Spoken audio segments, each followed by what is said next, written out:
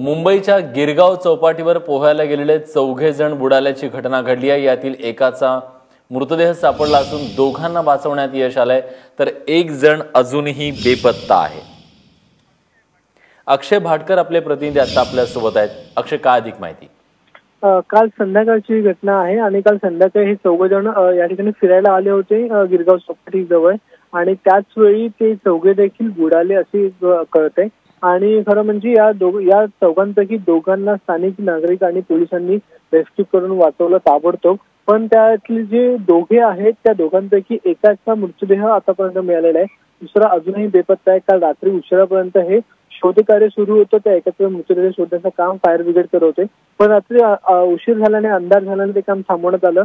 आज सकाळपासून ते काम पुन्हा सुरू करण्यात येईल असं सांगण्यात येतंय।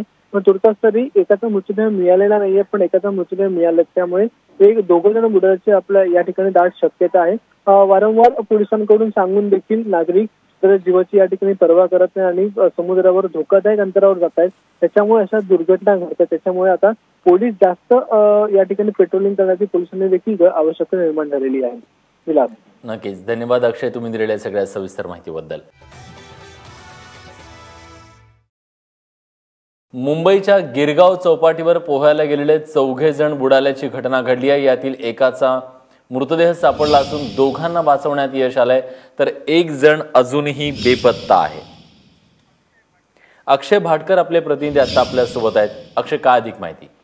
काल संध्याकाळची घटना आहे आणि काल संध्याकाळी हे 4 जण या ठिकाणी फिरायला आले होते गिरगाव चौपाटी जवळ, आणि त्याच वेळी ते 4 देखील बुडाले असे कळते।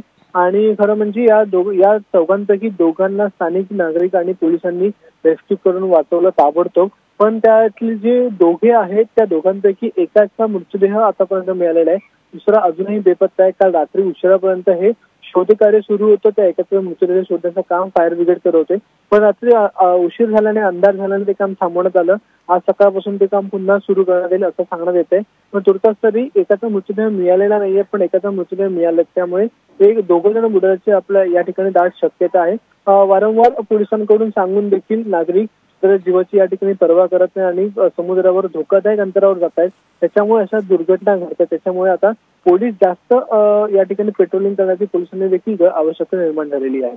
विलास, नक्कीच धन्यवाद अक्षय, तुम्ही दिलेल्या सगळ्या सविस्तर माहितीबद्दल। आणि यानंतर इतर काही महत्त्वाच्या घडामोडींचा वेगवान आढावा।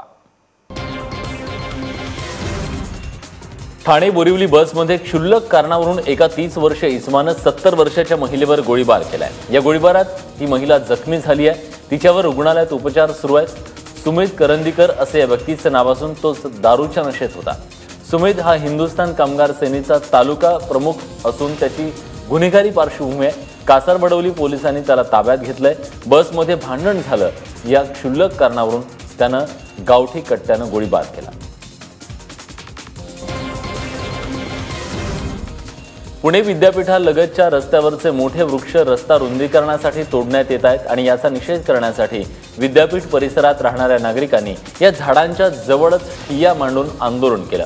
रात्रभर या झाडाशेजारी झोपूनच त्याचं संरक्षण करण्यात आलं। काल दिवसा महानगरपालिकेकडून औंध आणि शिवाजीनगरला जोडणाऱ्या रस्त्यालगतचे जे मोठे वृक्ष आहेत ते तोडायला सुरुवात झाली, मात्र नागरिकांनी आक्षेप घेत पोलिसात त्याची तक्रार दाखल केली आणि या झाडांची कत्तल होण्यापासून थांबवली।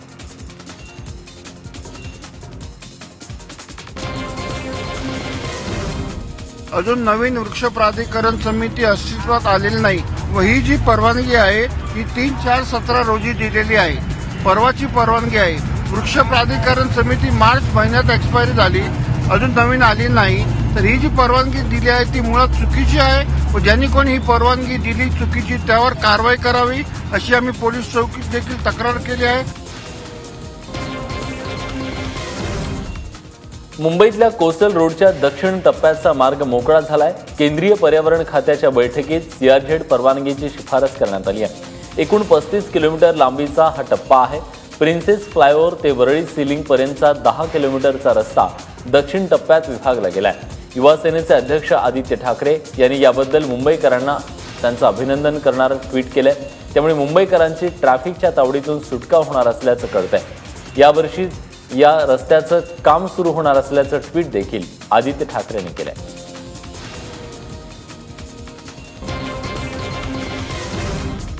शिवसेनेचे खासदार रवींद्र गायकवाड यांच्यावरची विमानबंदी एअर इंडियाने मागे घेतली आहे। रवींद्र गायकवाड यांनी एअर इंडिया कर्मचाऱ्याला केलेल्या मारहाणीबद्दल लेखी पत्र लिहून दिलगिरी व्यक्त केली होती। तसंच लोकसभेत देखील सदनाची माफी मागितली होती। त्यानंतर गायकवाड यांच्यावरची विमानबंदी मागे घेण्यात आली आहे। दरम्यान विमानानं प्रवास करण्याची परवानगी मिळाली असली तरी रवींद्र गायकवाड दिल्लीहून ट्रेननं मुंबईकडे निघाले होते। आज सकाळी ते ट्रेननं मुंबईत पोहोचणार आहेत।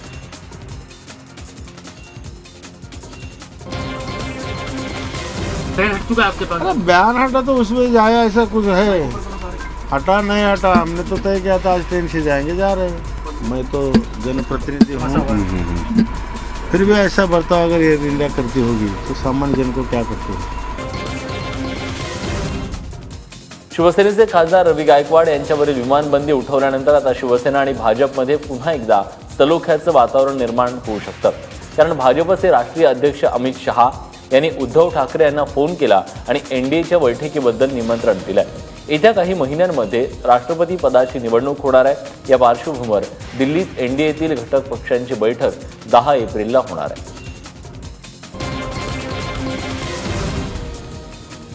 अर्थसंकल्पीय अधिवेशन संपण्याआधी काही तास काँग्रेस राष्ट्रवादीच्या 10 आमदारांचं निलंबन सरकारनं मागे घेतलं। संसदीय कामकाज मंत्री गिरीश बापट यांनी तसा प्रस्ताव सभागृहात मांडला, जो सर्वानुमते संमत करण्यात आला। त्यामुळे 19 आमदार पुन्हा एकदा आपला हक्क आणि अधिकार बजावू शकणार आहेत। सुधीर मुनगंटीवार अर्थसंकल्प मांडत असताना विरोधकांनी कर्जमाफीसाठी घोषणाबाजी करून टाळ वाजवून फलक दाखवून व्यत्यय आणला होता। तसंच विधिमंडळाच्या आवारात अर्थसंकल्पाच्या प्रतिही जाळल्या होत्या। त्यामुळे 19 आमदारांना निलंबित करण्यात आलं होतं। पत्रकार हल्ला विरोधी विधेयक कुठल्याही चर्चेविना विधानसभा आणि विधान परिषदेत मंजूर करण्यात आलंय। महाराष्ट्र हे देशातलं पहिलं राज्य आहे जिथं हे विधेयक मंजूर झालंय। यापुढे जर पत्रकारांवर हल्ला झाला तर आरोपीला 50,000, 3 वर्षाचा कारावास किंवा या दोनही शिक्षा सुनावण्यात येतील। मुख्यमंत्री देवेंद्र फडणवीस यांनी विधानसभेत हे विधेयक मांडलं आणि लगेच ते एकमतानं मंजूर करण्यात आलं।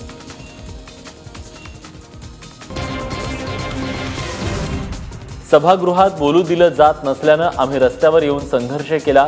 या अधिवेशनात सरकारनं जनतेचा विश्वासघात केला असा घणाघाती आरोप विधानसभेचे विरोधी पक्षनेते राधाकृष्ण विखे पाटील यांनी सरकारवर केलाय। शेतकऱ्यांवर चर्चा करण्यापेक्षा विमान वाऱ्यांसाठी शिवसेनेनं वेळ वाया घालवला अशी टीकाही त्यांनी केली।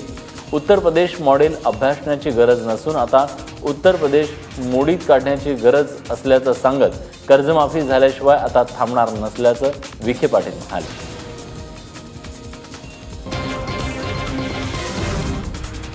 आता राज्याचे मुख्यमंत्री म्हणतायत की आम्हाला यूपी मॉडेलचा अभ्यास करायचा।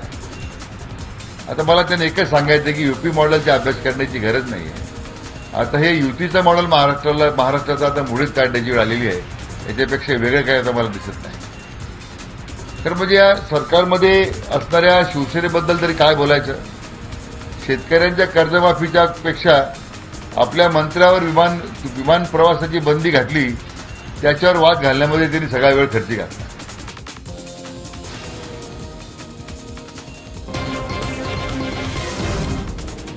मला या गोष्टीचं अत्यंत दुःख वाटतं, खेद वाटतो की विरोधी पक्षांनी राष्ट्रगीतावर बहिष्कार टाकला। आजपर्यंत सभागृहामध्ये कितीही अटीतटीचे प्रसंग तयार झाले, कामकाजावर बहिष्कार टाकला, दिवसभराच्या कामकाजावर बहिष्कार टाकला, तरी देखील राष्ट्रगीतावर कधीही बहिष्कार कुठल्याच विरोधी पक्षाने टाकलेला नाही। दरम्यान विरोधकांनी राष्ट्रगीतावर बहिष्कार टाकला, याच्यावर मुख्यमंत्र्यांनी टीका केली असतानाच मुख्यमंत्री देवेंद्र फडणवीस आणि पक्षाच्या वतीनं समज मिळाल्यानंतरही अनिल गोटे ऐकायला तयार नाही आहेत। कारण गोटेंनी पुन्हा एकदा विधान परिषद बरखास्तीचा मुद्दा उपस्थित केला। विधान परिषदेची गरज काय असा प्रश्न अनिल गोटेंनी विधानसभेत उपस्थित केला। दरम्यान भाजपचे आमदार अनिल गोटेंचा बोलवता धनी दुसराच असल्याचा आरोप धनंजय मुंडेंनी केला। तर दोन्ही सभागृहाचं सार्वभौमत्व कायम राहावं असं मत मुख्यमंत्र्यांनी व्यक्त केलं। एकदा सोक्ष झाला पाहिजे, कुठलं सभागृह श्रेष्ठ आहे। अध्यक्ष महोदय, हे जी दादागिरी हे वर जे दादागिरी करतात ही दादागिरी संपली पाहिजे, ही झुलडेशाही संपली पाहिजे. अध्यक्ष महोदय, यानंतरचं झेंडा वंदन हे आपल्या हस्ते झालं पाहिजे. या सदनामध्ये एकही शहाणा नाही. अशा पद्धतीनं सभापती महोदय रोज उठून जर सदनामध्ये आणि एक सदस्य माननीय मुख्यमंत्री महोदयांचं ऐकत नसेल तर कीव कुणाची करावी. आज काय घटना घडली आहे या संदर्भात माहिती घेतली जाईल. यापूर्वीही त्यांना समज देण्यात आलेली आहे, यापूर्वी देखील त्यांना नोटीस देखील देण्यात आलेली आहे. आजच्या घटनेची सगळी माहिती घेतली जाईल आणि आवश्यक ती कारवाई केली जाईल. राष्ट्रवादीचे माजी आमदार सुरेश धस यांची अखेर पक्षातून हकालपट्टी करण्यात आली आहे.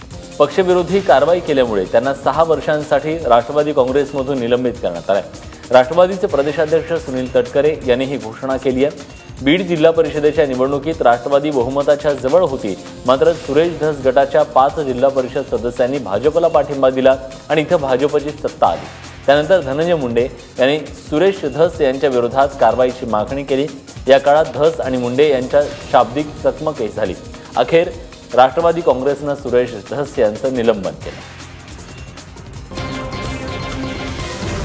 पक्षविरोधी कारवाया करत त्या ठिकाणी इतर पक्षांना मदत करण्याची जी काही भूमिका घेतली गेली त्या संदर्भात तक्रारी प्राप्त झाल्या, त्याची खातरजमाई आम्ही त्या ठिकाणी केली आणि त्याच्यामुळे सुरेश धस यांना 6 वर्षासाठी पक्षातून निलंबित करण्यात आलेलं आहे. पक्षामध्ये म्हणजे आत्ताचे सध्याचे जे प्रदेशाध्यक्ष आहेत त्यांच्या घरात मला वाटतं आता 4 पदं झाली. ते आमदार, त्यांचे भाऊ आमदार, पुतणे आमदार आणि आता त्यांची कन्यासुद्धा मला वाटतं आदिती. मला आदितीबद्दल काय बोलायचं नाही, पण त्यासुद्धा म्हणजे असं ठराविक राष्ट्रवादी काँग्रेस पक्ष म्हणजे 164 घरांची राष्ट्रवादी असं म्हटलं जातं. तर मला वाटतं काही दिवसाच्या नंतर 164च्या ऐवजी 125 घरावरती येईल.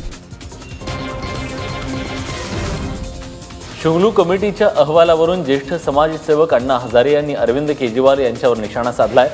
सत्तेच्या नशेत अरविंद संस्कार विसरला असून त्याला डाग लागल्याचा आरोप अण्णांनी केलाय. उच्च शिक्षित असल्यानं भ्रष्टाचार निर्मूलनाची अपेक्षा होती, मात्र अरविंदनं स्वप्नभंग केल्याचं अण्णांनी म्हटलं. फडणवीस सरकारचा महत्वाकांक्षी प्रकल्प असलेल्या मुंबई नागपूर समृद्धी महामार्गाला होणारा विरोध दिवसेंदिवस वाढतोय. नाशिकमध्ये महामार्गासाठी जमीन मोजणी सुरू असताना आक्रमक झालेल्या शेतकऱ्यांनी हिंसक आंदोलन केलं. घोटी सिन्नर रस्त्यावरील शिवडे गावातल्या शेतकऱ्यांनी या मोजणीला विरोध करत दगडफेक, जाळपोळ केली आहे. शेतकऱ्यांनी सुरुवातीला जमीन देणार नाही असं सांगत विरोध केला, मात्र तरीही अधिकाऱ्यांनी काम सुरू ठेवल्यानं आक्रमक होत त्यांनी दगडफेकीला सुरुवात केली. यावेळी पोलिसांनी बळाचा वापर करत 100 शेतकऱ्यांना ताब्यात घेतलं आणि पुन्हा मोजणी सुरू करण्यात आली. 5 वर्षे चिमुकलीवर बलात्कार करून तिची हत्या करणाऱ्या 2 नराधमांना हिंगोली जिल्हा न्यायालयानं फाशीची शिक्षा सुनावली आहे. तर या प्रकरणातील इतर 5 आरोपींना सबळ पुराव्याअभावी निर्दोष मुक्तता करण्यात आली आहे. राहुल क्षीरसागर आणि भागवत क्षीरसागर अशी फाशी सुनावण्यात आलेल्यांची नावं आहेत. 7 जानेवारी 2016ला कळमनुरी तालुक्यातल्या वारंगा मसाईमध्ये 5 वर्षीय मुलीवर सामूहिक बलात्कार करण्यात आला होता. त्यानंतर आरोपींनी मुलीच्या तोंडात कापसाचा गोळा कोंबून तिची हत्या केली होती. देशातल्या सर्वाधिक तापमान असलेल्या 10 शहरांमध्ये विदर्भातली 3 जिल्हे अव्वल स्थानी आली आहेत. स्कायमेटनं ही आकडेवारी जाहीर केली आहे. या चंद्रपूरमध्ये सर्वाधिक म्हणजे तब्बल 44.2 अंश सेल्सिअस तापमानाची नोंद झाली, तर नागपूरमध्ये 43.3 अंश सेल्सिअस तापमानासह दुसऱ्या स्थानावर राहिलं. चंद्रपूरमधलंच ब्रह्मपुरी हे यादीत 43.3 अंश सेल्सिअस तापमानासह तिसऱ्या स्थानावर आहे. तर अकोल्यातही काल 42.6 अंश सेल्सिअस तापमानाची नोंद झाली. उष्णतेच्या लाटेमुळे तापमानात ही वाढ दिसून येते. एसटीतल्या 12,500 कर्मचाऱ्यांच्या वेतनात वाढ करण्यात आली आहे. कनिष्ठ वेतन श्रेणी 500 रुपयांची वाढ करण्यात आली आहे. 1 एप्रिलपासून ही वेतनवाढ लागू करण्यात आली आहे. तसंच कनिष्ठ वेतन श्रेणीचा कालावधी 3 वर्षांहून 1 वर्ष करण्यात आला असून 1 वर्ष कनिष्ठ वेतन श्रेणीमध्ये समाधानकारक काम केलं तर वरिष्ठ वेतन श्रेणी लागू होणार आहे. परिवहन मंत्री दिवाकर रावते यांनी विधानसभेत ही घोषणा केली आहे.